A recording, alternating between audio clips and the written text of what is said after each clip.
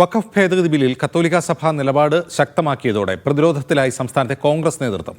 ഇതോടെ എന്ത് നിലപാട് സ്വീകരിക്കണമെന്ന കാര്യത്തിൽ കേന്ദ്ര നേതൃത്വത്തിന് വിട്ടിരിക്കുകയാണ്. പാർലമെന്റിൽ ബില്ല് വരുമ്പോൾ എംപിമാർ പിന്തുണയ്ക്കണമെന്ന് KCBC ആവശ്യപ്പെട്ടിരുന്നു. ഷിജോ കുര്യൻ വിവരങ്ങളുമായി ചേരുന്നു തിരുവനന്തപുരത്ത് നിന്ന്. ഷിജോ, ഈ നിലപാട് കോൺഗ്രസിനെ എങ്ങനെയാണ് ധർമ്മസങ്കടത്തിലാക്കുന്നത്?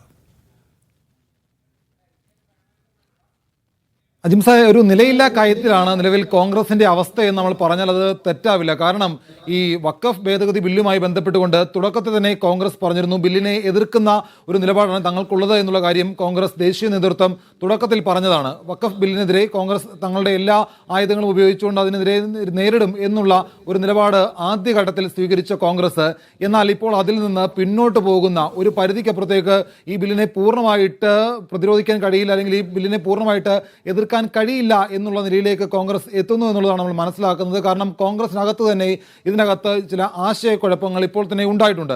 കാരണം കേരളത്തിൽ നിന്നുള്ള ചില എംപിമാർ ദേശീയ നേതൃത്വത്തിന് ഇക്കാര്യങ്ങളെല്ലാം പൂർണ്ണമായിട്ട് വിട്ടിരിക്കുകയാണ്.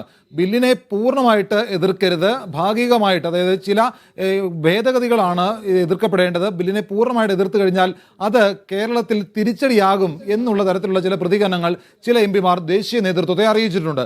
എന്നാൽ ദേശീയ നേതൃത്വം ഭാഗികമായിട്ട് ബില്ലിനെ എതിർക്കാൻ കഴിയില്ല, എതിർക്കുകയാണെങ്കിൽ ബില്ലിനെ പൂർണ്ണമായിട്ട് എതിർക്കണം, അതിനകത്ത് ഭാഗികമായിട്ട് എതിർക്കാൻ കഴിയില്ല എന്നുള്ള നിലപാടിൽ തന്നെയാണ് ദേശീയ നേതൃത്വമുള്ളത്. പക്ഷേ കോൺഗ്രസിന്റെ ചില എംപിമാർ, 4 എംപിമാർ ഇക്കാര്യങ്ങൾ ദേശീയ നേതൃത്വത്തെ അറിയിച്ചിട്ടുണ്ട്. ബില്ലിനെ പൂർണ്ണമായി എതിർത്ത് കഴിഞ്ഞാൽ അത് തിരിച്ചടിയാകും എന്നുള്ള ഒരു കാര്യം കോൺഗ്രസ് എംപിമാർ ദേശീയ നേതൃത്വത്തെ അറിയിച്ചിട്ടുണ്ട്.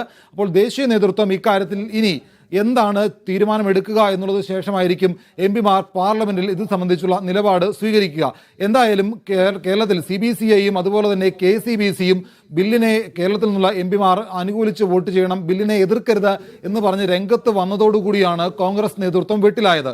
അതായത് KCBC കേരളത്തിലെ എംപിമാരോട് പൂർണ്ണമായിട്ട് ആവശ്യപ്പെടുന്നത് വഖഫ് ഭേദഗതി ബില്ലിനെ എതിർക്കുന്ന ഒരു സമീപനം കേരളത്തിലെ എംപിമാരുടെ ഭാഗത്തുനിന്ന് ഉണ്ടാവാൻ പാടില്ല, ബില്ലിനെ പൂർണ്ണമായിട്ട് പിന്തുണയ്ക്കണം എന്നുള്ള അഭിപ്രായം CBCIക്ക് പിന്നാലെ KCBCയും പറഞ്ഞതോടുകൂടിയും KCBCയുടെ നിലപാട് ക്രൈസ്തവ യുവജന സംഘടനകൾ ഏറ്റുപിടിക്കുകയും ചെയ്തതോടെ കേരളത്തിൽ നിന്നുള്ള കോൺഗ്രസ് എംപിമാരുടെ കാര്യത്തിനകത്താണ് ഇപ്പോൾ ഒരു തൃശങ്കുവിലായിട്ടുള്ള ഒരു അവസ്ഥയിലേക്ക് കോൺഗ്രസ് എംപിമാർ പോയിട്ടുള്ളത്.